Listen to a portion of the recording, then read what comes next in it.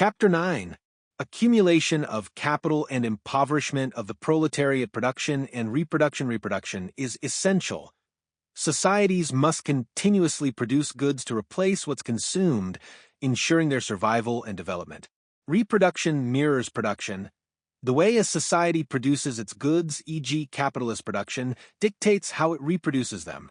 Two types of reproduction. Simple reproduction, producing the same amount of goods to replace what was used. Extended reproduction, increasing the amount of goods produced beyond simply replacing what was used. This drives economic growth. Capitalism and extended reproduction. Capitalism is characterized by extended reproduction and increased productivity, but this growth is punctuated by economic crises. Capitalist simple reproduction exploitation is reproduced. Capitalist simple reproduction not only replenishes goods, but also perpetuates the power dynamic between capitalists and workers. Workers are continually forced to sell their labor to capitalists who profit from their surplus value. The illusion of capitalist advance. It appears that capitalists pay workers from their own funds, but in reality, wages are paid from the value created by workers in previous production cycles. Workers essentially extend credit to capitalists, the source of capital. Simple reproduction reveals that capital, regardless of its origin, ultimately derives from the unpaid labor of workers. This debunks the idea that capital is created by the capitalist's own effort. Simple reproduction within extended reproduction. Simple reproduction is a building block of extended reproduction, and the exploitative relations within it are further intensified in the context of expanded capitalist production. Capitalist extended reproduction. Accumulation of capital surplus value fuels growth. In extended reproduction, capitalists reinvest a portion of their surplus value to expand production, acquiring more resources and hiring more workers.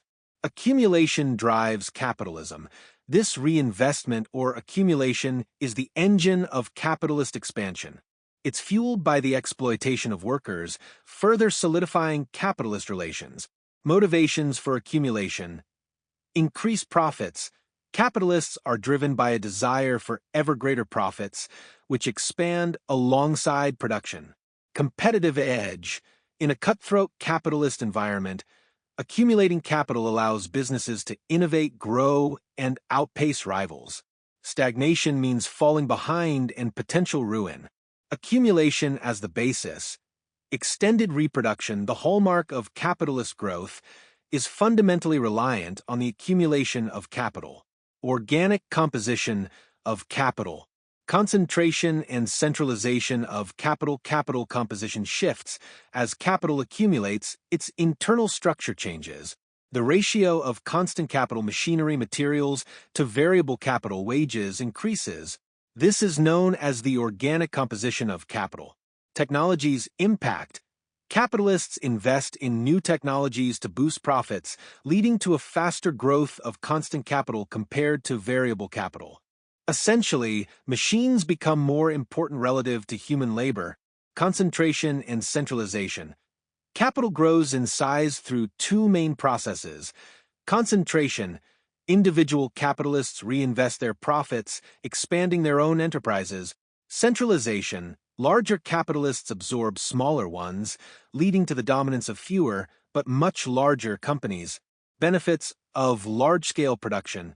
Larger companies have advantages, easier adoption of new technologies and labor division. Lower production costs and greater resilience in the face of economic challenges. Better access to credit. Consequences: wealth concentration. A few individuals control vast amounts of wealth and the livelihoods of many workers. Class divisions. The gap between the capitalist class and the working class widens. Agricultural impact. Small farmers are increasingly squeezed out by large landowners. Worker concentration. Large numbers of workers are concentrated in large factories, making organization and collective action easier. The industrial reserve, army rising organic composition, and unemployment.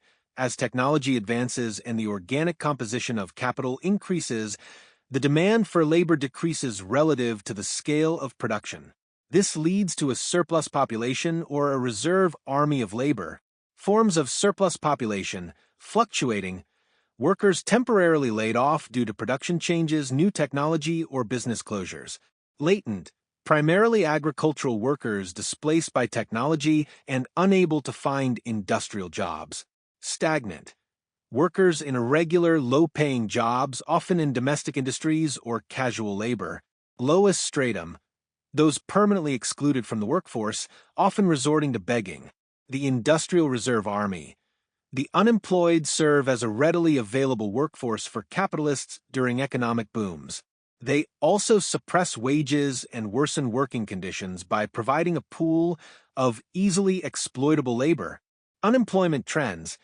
Unemployment generally increases as capitalism develops, with periods of boom and bust. Partial unemployment, working fewer hours or days, becomes increasingly common. Bourgeois justifications. Economists like Malthus blamed unemployment on population growth exceeding resources, advocating for population control rather than addressing the flaws of capitalism. Marx's law of population. Marx argued that capitalism inherently produces a surplus population due to its drive for accumulation and technological advancement. This surplus population is essential for the functioning of the capitalist system. Agrarian surplus population, agrarian surplus population.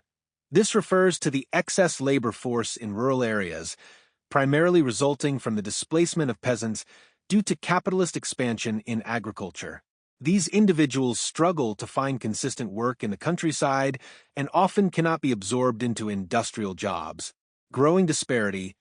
As capitalism advances in agriculture, the gap between wealthy landowners and poor peasants widens.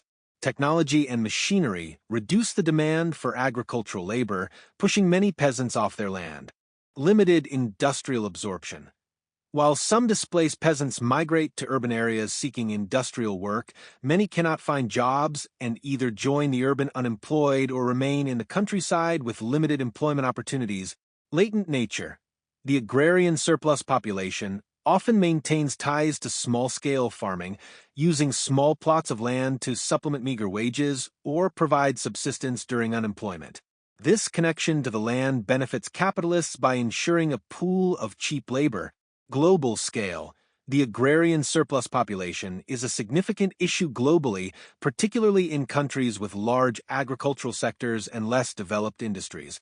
Examples include pre-revolutionary Russia, Germany, the United States, and especially colonial countries like India.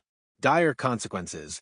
This surplus labor leads to widespread poverty, hunger, and even death in many rural areas, particularly in the global South, where millions suffer from chronic underemployment and food insecurity. The general law of capitalist accumulation.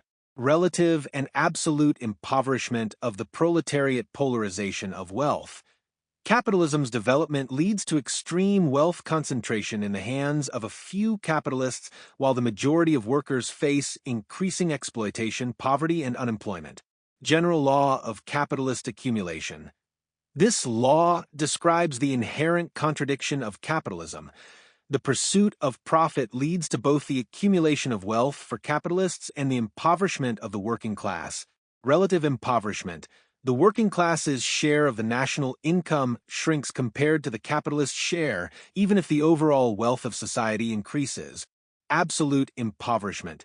The working class experiences a direct decline in their standard of living, including falling real wages, purchasing power of wages decreases, increased unemployment, intensified labor, and worsened working conditions, leading to health problems and shorter lifespans, poor nutrition, and housing impoverishment of the peasantry. Capitalism also leads to the ruin and impoverishment of many peasants, pushing them towards poverty and often forcing them to seek alliance with the working class.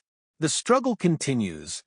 Despite the hardships faced by workers and peasants under capitalism, their struggle against exploitation and oppression continues to grow, leading to increased class consciousness and organization. The greater the social wealth, the functioning capital, the extent and energy of its growth, and therefore also the absolute mass of the proletariat and the productiveness of its labor, the greater is the industrial reserve army. The relative mass of the industrial reserve army increases, therefore, with the potential energy of wealth. But the greater this reserve army in proportion to the active labor army, the greater is the mass of a consolidated surplus population whose misery is an inverse ratio to its torment of labor. This is the absolute, general law of capitalist accumulation. Marx, Capital, Kerr edition, Vol. 1, page 707. The basic contradiction of the capitalist mode of production interconnectedness. Capitalism fosters increasing interdependence between different sectors of the economy, both within and across countries. This happens through a complex division of labor and the growth of large-scale production. Socialization of labor. Capitalism brings multitudes of workers together in large-scale production processes, creating a highly socialized form of labor. Contradiction of ownership. Despite the social nature of production, the ownership of the means of production, factories, land, etc., remains private, concentrated in the hands of capitalists. This creates a fundamental conflict. Core contradiction. The contradiction between socialized production and private appropriation is the defining feature of capitalism. It leads to anarchy in production. Competition and the pursuit of profit by individual capitalists create chaos and instability in the overall economy. Class antagonism. The conflict between the working class who perform the labor and the capitalist class who own the means of production and reap the profits intensifies